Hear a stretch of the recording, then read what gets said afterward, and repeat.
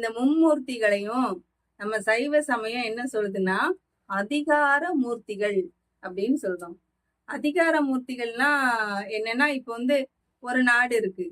அந்த நாட்டோட அரசன் என்ன சொல்றாரோ அததான் அமைச்சர், படைத்தலைவர் எல்லாருமே கேட்பாங்க. அப்படிதானே? அந்த அரசனுடைய ஏவல் படி இருந்து எல்லாரும் வழி நடப்பாங்க. அதே மாதிரி அந்த அரசனாகப்பட்டவர் யாருன்னா நம்மோட சிவபெருமான் தான்.